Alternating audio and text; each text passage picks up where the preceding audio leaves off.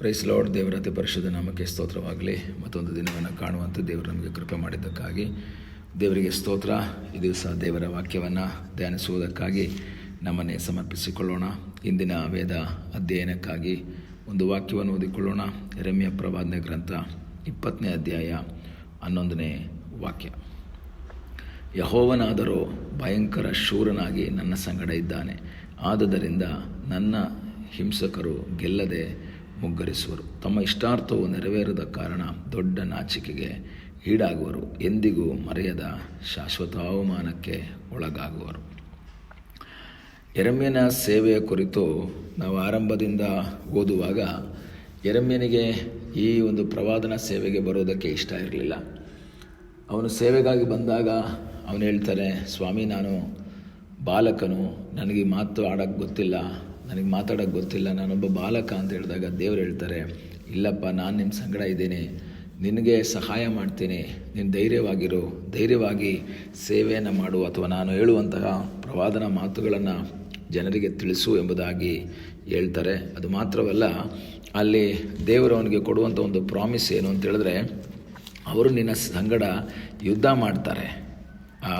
1ನೇ ಅಧ್ಯಾಯ 19ನೇ ವಾಕ್ಯ ಓದುವಾಗ, ಅವರು ನಿನಗೆ ವಿರುದ್ಧವಾಗಿ ಯುದ್ಧ ಮಾಡುವರು, ಆದರೆ ನಿನ್ನನ್ನು ಸೋಲಿಸಲಾಗುವುದಿಲ್ಲ, ನಿನ್ನನ್ನು ಉದ್ಧರಿಸಲು ನಾನೇ ನಿನ್ನೊಂದಿಗಿರುವೆನು, ಇದು ಯೆಹೋವನಾದ ನನ್ನ ಮಾತು. ಈಗ ಯೆರೆಮೀಯನಿಗೆ ದೇವರೊಂದು ಪ್ರಾಮಿಸ್ ಕೊಡ್ತಾರೆ. ಅವರು ಯುದ್ಧ ಮಾಡ್ತಾರೆ, ನಿನಗೆ ವಿರುದ್ಧವಾಗಿ ಹಿಂಸೆಗಳನ್ನ ಕೊಡ್ತಾರೆ, ಆದರೆ ನಿನ್ನನ್ನು ಸೋಲ್ಸೋಕ್ಕಾಗಲ್ಲ, ನೀನು ಗೆದ್ದೇ ಗೆಲ್ತೀಯ, ಕಾರಣ ನಾನು ನಿನ್ನ ಸಂಗಡ ಇದ್ದೀನಿ ಅಂತ ದೇವರು ವಾಗ್ದಾನ ಮಾಡ್ತಾರೆ. ಆ ವಾಗ್ದಾನದಲ್ಲಿ ನಂಬಿಕೆ ಇಟ್ಟು ತನ್ನ ಸೇವೆಯನ್ನು ಮುಂದುವರಿಸ್ತಾನೆ. ಆದರೆ ಅವನ ಜೀವಿತದಲ್ಲಿ ಬಹಳ ಸಮಸ್ಯೆಗಳು ಬರ್ತದೆ. ಒಂದೊಂದೇ ಸಮಸ್ಯೆಗಳು ಬಂದಾಗ ತುಂಬ ನಿರಾಶನಾಗ್ತಾನೆ.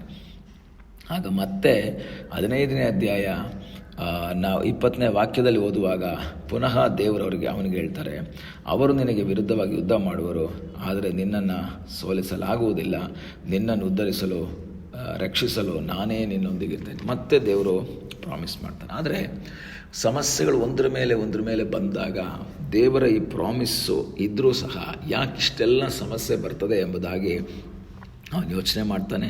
20ನೇ ಅಧ್ಯಾಯ 7ನೇ ವಾಕ್ಯದಲ್ಲಿ ಅವನು ಹೇಳ್ತಾನೆ, ಯೆಹೋವನೇ ನೀನು ನನ್ನನ್ನು ಮರಳುಗೊಳಿಸಿದಿ, ನಾನು ಮರಳಾದೆನು.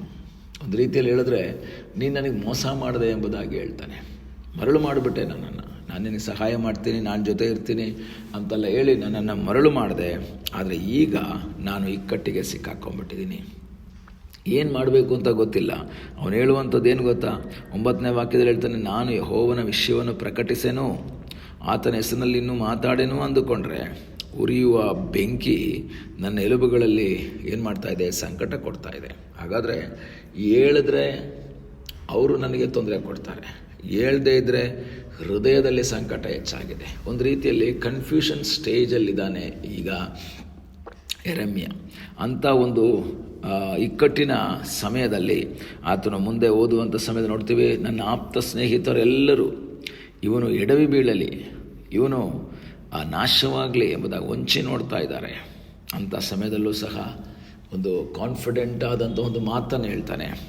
11ನೇ ವಾಕ್ಯದಲ್ಲಿ, ಯೆಹೋವನಾದರೂ ಭಯಂಕರ ಶೂರನಾಗಿ ನನ್ನ ಸಂಗಡ ಇದ್ದಾನೆ, ನನ್ನ ಹಿಂಸಕರು ಗೆಲ್ಲದೆ ಮುಗ್ಗರಿಸುವರು. ಹಿಂಸಕರು ಹಿಂಸೆ ಮಾಡಿ ಇವನನ್ನು ಸೋಲಿಸುವುದಕ್ಕಾಗಿ ಪ್ರಯತ್ನ ಮಾಡುವಾಗ, ಇಕ್ಕಟ್ಟಿನ ವೇದನೆಯ ನಿರಾಶೆಯ ಪರಿಸ್ಥಿತಿಯಲ್ಲಿ ಹಾದು ಹೋಗುವಾಗ ಯೆರೆಮೀಯನು ನಂಬಿಕೆಯಿಂದ ಭರವಸೆಯಿಂದ ಒಂದು ಮಾತನ್ನು ಹೇಳ್ತಾನೆ, ಯೆಹೋವನಾದರೂ ಸಾಧಾರಣ ವ್ಯಕ್ತಿಯಾಗಿ ನನ್ನ ಜೊತೆಯಲ್ಲಿಲ್ಲ, ನಾರ್ಮಲ್ ಒಬ್ಬ ವ್ಯಕ್ತಿಯಾಗಿ ಅಲ್ಲ, ಭಯಂಕರ ಶೂರನಾಗಿ ನನ್ನ ಸಂಗಡ ಇದ್ದಾನೆ.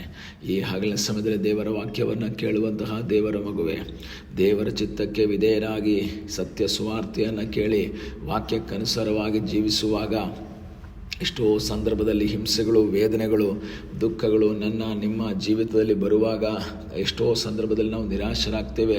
ದೇವರೇ ಯಾಕೆ ಹಿಂಗಾಯಿತು, ಯಾಕೆ ಈ ರೀತಿಯ ಸಮಸ್ಯೆ ಆಗ್ತಾ ಇದೆ, ಯಾಕೆ ಈ ರೀತಿಯಲ್ಲಿ ಇಕ್ಕಟ್ಟುಗಳು ಬರ್ತಾ ಇದೆ, ಯಾಕೆ ಕೊರತೆಗಳು ಬರ್ತಾ ಇದೆ, ಯಾಕೆ ಆಗಾಗ ರೋಗಗಳು ಎಂಬುದಾಗಿ ಪ್ರಶ್ನೆಗಳನ್ನು ಕೇಳಿ ನಿರಾಶೆಯನ್ನು ಮಾತನ್ನು ಹೇಳುವಂತಹ ಅನುಭವವನ್ನು ಬಿಟ್ಟು ಯೆರೆಮೀಯನ ಹಾಗೆ ನಂಬಿಕೆಯಿಂದ ನನ್ನ ದೇವರು ನನ್ನ ಸಂಗಡ ಭಯಂಕರ ಶೂರನಾಗಿ ನಿಂತಿದ್ದಾನೆಂಬ ನಂಬಿಕೆಯ ಮಾತನ್ನು ಹೇಳುವುದಕ್ಕಾಗಿ ದೇವರು ನಮ್ಮಿಂದ ಬಯಸ್ತಾರೆ. ಯೆರೆಮೀಯನ ಜೀವಿತದಲ್ಲಿ ಬಹಳ ಸಮಸ್ಯೆಗಳು. ಅವರು ಕೋಳಗಳನ್ನು ಹಾಕ್ತಾ ಇದ್ದಾರೆ, ಯೆರೆಮೀಯನಿಗೆ ಹೊಡಿತಾರೆ, ಯೆರೆಮೀಯನನ್ನು ಆಳು ಬಾವಿಗೆ ಹಾಕ್ತಾರೆ, ಯೆರೆಮೀಯನಿಗೆ ವಿರುದ್ಧವಾಗಿ ಮಾತಾಡ್ತಾ ಇದ್ದಾರೆ. ಅವರೆಲ್ಲರೂ ಸಹ ಆ ವಿರುದ್ಧವಾದಂತಹ ಮಾತುಗಳನ್ನು ಆಡುತ್ತಾ ಇರುವಂಥ ಸಮಯದಲ್ಲೂ ಸಹ ದೇವರು ಅವರ ಸಂಗಡ ಇದ್ದು ಅವರನ್ನು ಆಶೀರ್ವಾದ ಮಾಡ್ತಾ ಇದ್ದಾನೆ. ಅವನ ಜೊತೆಯಲ್ಲಿದ್ದುಕೊಂಡು ದೇವರು ಸಹಾಯ ಮಾಡ್ತಾ ಇದ್ದಾನೆ. ಈ ದಿವಸ ನಮಗೆ ಸಹಾಯ ಮಾಡುವಂತಹ ಸರ್ವಶಕ್ತನಾದ ಒಬ್ಬ ದೇವರಿದ್ದಾನೆಂಬುದನ್ನು ಮರೆಯಬಾರ್ದು. ನಮ್ಮ ಸಂಗಡ ಇರುವಂಥ ಒಬ್ಬ ದೇವರಿದ್ದಾನೆ, ನಮಗೆ ಸಹಾಯ ಮಾಡುವಂತಹ ಸರ್ವಶಕ್ತನಾದ ಒಬ್ಬ ದೇವರಿದ್ದಾನೆ.